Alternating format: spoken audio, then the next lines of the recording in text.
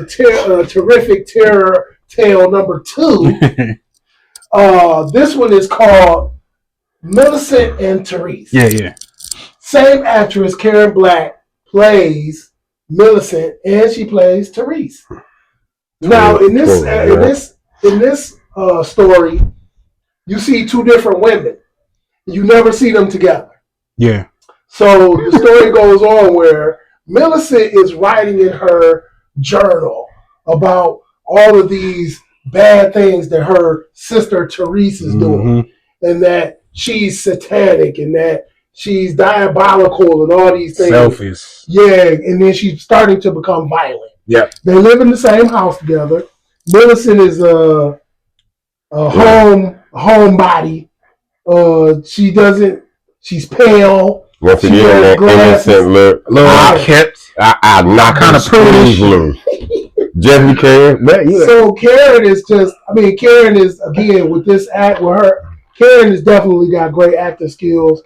She's able She ranged it out. Yeah, she's able to take on the persona of these 2. It out, yeah. Millicent is, like I said, kept, and Therese is way outgoing. Yeah. I haven't seen her before, but and this is supposed to be like 20-something. Yeah, Millicent. She's supposed to be like in her 20s. Yeah.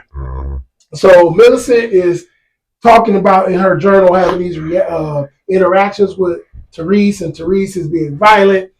She then calls her doctor. The doctor, she tells the doctor that I really need you to get over here. Therese is getting worse. She's getting more and more violent, and I think you need to really come and see her. And so the doctor is like, okay, I'll come by. I got some runs to make. But the other thing is, within this story, Therese is loose. So Therese has made a relationship not only with another gentleman who winds up coming by as well, I'll tell you that story in a minute. But she has an interaction with this other gentleman, and she has an interaction with the doctor. So the one gentleman, Millicent calls this other gentleman over to the house and says, I think we really need to talk, this, that, and the other. The guy says, well, we don't really have anything to talk about. Millicent quickly goes into, well, the relationship that you're having with Therese is very, very intricate and this, that, and the other. He immediately says, oh, no, I'll be back. Right. Because he's like, I got to figure this. I got to see what she's talking about. Right. She might be trying to, trying to throw a wrench in my game. Trying to throw a monkey wrench in my game. So the guy comes by there, and he's in love with Therese. He loves her. Yeah. So Millicent starts telling him all of these demonic things that she's doing. She's violent, this, that, and the other. The guy says, well, I don't think there's anything wrong with her. I just saw her recently. And so he was like, well, so how is she doing this? He was like, well, I think Millicent is saying, well, I think she gets drunk and she goes into these little rages and I don't think you know who she really is. Toxic little bitch. I love her. So as this goes on, he's telling her he's getting ready to leave, and Millicent is telling her, I think you should leave her alone. Just leave her alone and leave. And so he winds up turning around and like, I don't believe this. And then he has to walk out. Said, I want to talk to Therese. She's not here right now. Right. She's out at the club. He said, well, I just saw her at the funeral. Exactly. What funeral? Exactly. So this funeral is, I love her, of Millicent and Therese's father. Yeah. Now the funeral is of their father. He just passed. This gentleman is recanting or recalling how he saw her at the funeral. She didn't look right, at the funeral. So, Pops died. Millicent gets back in her journal. She's telling in the journal about how she feels like she seduced her father, used her wilds on him, and this and the other. Crazy shit. Right. And it's like, wow, y'all sisters? Yeah. Some shit you only see on the XXX channel. And I'll watch it and save it. Right. So all of this stuff she telling my man, he like, well, how, if y'all in the same house, how did you let this happen? Right. And she was like, well, I couldn't do anything. Mm-hmm. So Millicent plays this weak person, and that's a weak personality, I should say. Mm-hmm. It's a weak personality that she portrays. Yeah. And that all of these things that she's writing in the journal is the things that's happening. Well, at this point, the doctor winds up coming by, talking to Millicent, and telling Millicent, hey, maybe you need to talk to her. Mm-hmm. Maybe you need to get on, fill out what's going on and this, that, and the other. So now we get introduced to Therese. Mm-hmm. Therese is a blonde, wearing go-go boots. Talking shit. You're talking mad game, short skirt, everything. And I knock her off. And so she's like, getting into her, her personality. She's like, yeah, and this, that, and the other, and just reckless. Mm-hmm. You know what I'm saying? So as this goes on, it's like, wow, you never see these two sisters together. And it's because of their bad relationship or whatever. That's why they can't be together. Oh, she's up in her room. Yep. Mm-hmm.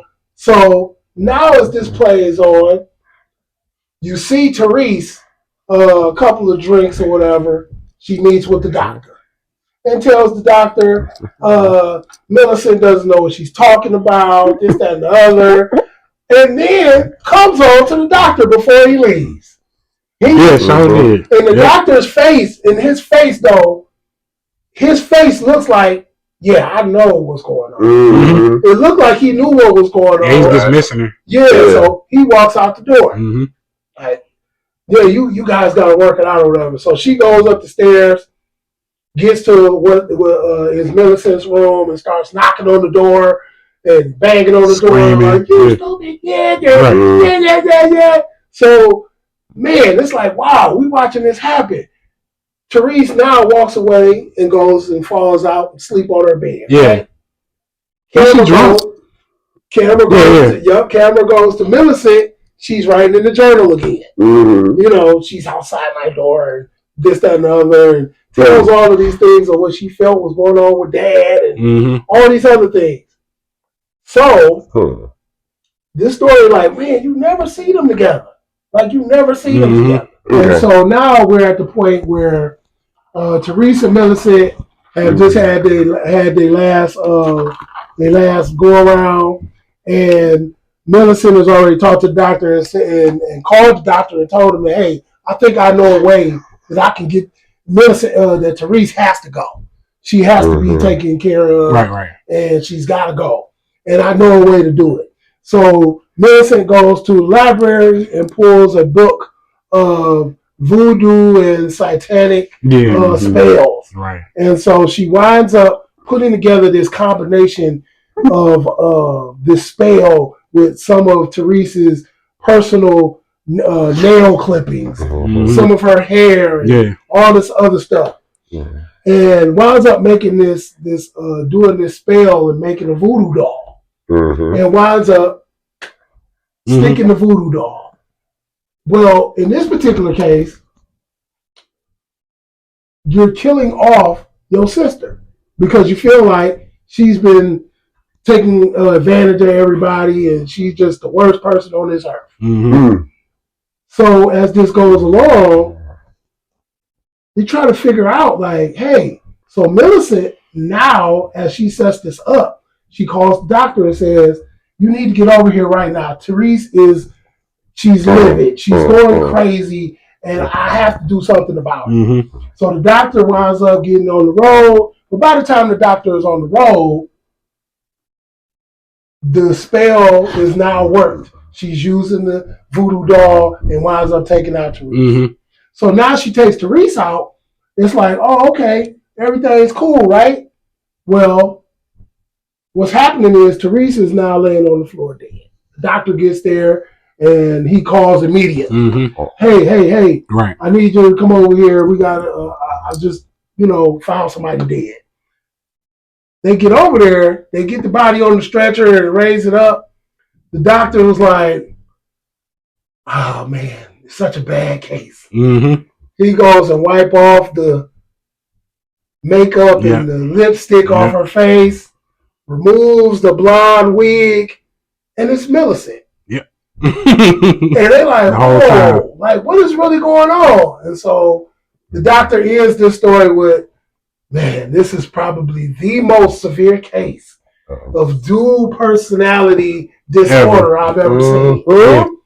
And then it rolls off. Another case of narcissism.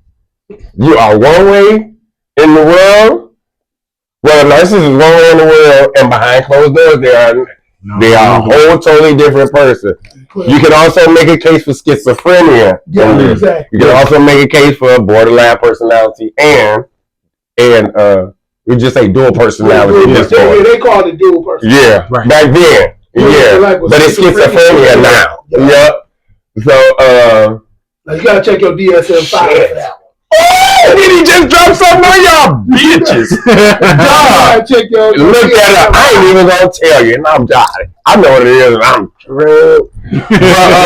But yeah, this one you can make a case that this might be the best one out the three. You can make a case for it. The best out of yeah. Okay. What's the word they arguably? Yeah, it's you can arguably make a case that this is the best one out of the three stories. Yeah, out of the three stories. Okay. You can arguably, honestly, Julia. You can arguably make a case. I'm not gonna put down Julia because Julia was straight, but I think I need to research the producer, not the director, producer and the story writer on this one. Well, see their background because Julie and this one here straight up psychological. Yeah. Straight up psychological. More so suspicious. With psychological influence all the way around. I ain't got nothing bad to say about this one. Yeah, so they only list the director. They don't list the producer. Okay. Dan Carter. What about the Dan Carter is the director. Writer. Who wrote it? I gotta look that up. Dan Curtis. Look that up. Yeah, we gotta see it. I think this relates to definitely was inspired by Psycho, and I feel like that because y'all remember Norman Bates' backstory. He kind of turned into his mama out of guilt over killing her. Yeah. So he took on her, he personified her, dressing up like her and everything. Exactly. You've never seen him actually interacting with his mama in the original movie. You know, you always hear her voice in the background, but it's him talking speaking as himself and impersonating his mama. So I think in this story, it was some kind of guilt that Millicent had that she kind of created the twin sister. Yeah.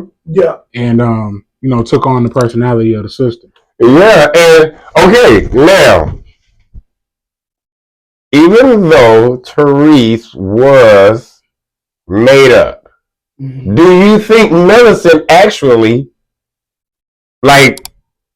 flick the switch or do you think Millicent would flick a switch and actually go through with those actions, or do you believe that Millicent was just saying this? Big question. I think she had to live in it. She had to live in it. There's no way she could just talk about it. She had to live it. I believe. So because it wouldn't be real then. So her mother and father only had really one daughter. Exactly. She's the daughter who was doing all of this stuff and felt bad about it and made up Millicent made up Millicent to be meek because she had already did the wild, had already tried to seduce her father and all that. Right. And felt bad about it. So now I got to make Millicent up. Yeah, that is to blame it on someone else. So I could be meek again. But you got to let Therese out. Or just out of the guilt of what I did. So her real name was Millicent Therese. That was her middle name. Yeah. That was her middle name. And okay. Yeah. Wow. I'm just thinking it was an extraction. So who do you think is the one that really was alive? Millicent was the one that was alive, and I feel like she created Therese, the alternate. She created the other personality of Therese. And that's quite possible. It's quite possible. Yeah, oh yeah. Because the idea was I'm a meek person and I want to be outgoing, but I can't be outgoing as Millicent. But just because the story was being told by one, and then when the doctor get there, he take off the wig, and it's another. Does that really? It doesn't really mean that. See, I done mixed up. Does it really mean that the story was being told by the one that was actually? Well, you know what I'm saying? Exactly. Who was that? Millicent was telling the story. Yeah. Talking about Therese. Mm-hmm. Doctor rip off the wig, and it's Millicent. Right. You know it's the same person with nothing. But see, her first name. Damn. Her first name. Her original first name is Millicent. Her middle name is Therese. Okay. I was trying to see which personality was really, really. I think it was Millicent first. And then I think Therese was made. That's what I think. And then it went from there. Just ask. I believe the same thing. I was just asking. All right. I just can't wait to get to the reviews, but it's tell, you know it is. And in 1975, I don't think this shit. I think it was before its time. This shit is really deep. And that's what I'm about to look up. Was there any other movies similar to this where there was one actor or actress that did like a one-man show or one-woman show? And then had this type of these type of roles, but the underlying shit though. Let's see, the underlying shit, like we didn't see since 1975. Of course, I was already born. You came a year later. Then Troy, he got an old soul. You could say 1978. He probably was born. Yeah. We done seen a lot of shit since then. So exactly. I don't think this. I think this shit was before its time. In '75, wasn't nobody dissecting no movie at that time like this, and was like, it wasn't up for any awards. I don't even think anything was being shot like this. No. I was about to say under the Psycho, but in Psycho, you could kind of. In this, you supposedly weren't supposed to see it coming. Yeah, and you probably did. Psycho? No, you didn't see it coming. Nope. The whole movie they let you. It was so many twists and turns in Psycho. Like, you know, the woman in the movie who you think is going to be the final girl, she dies in probably 20, 30 minutes into the movie. Okay. So it was shit like that with Psycho that just was kind of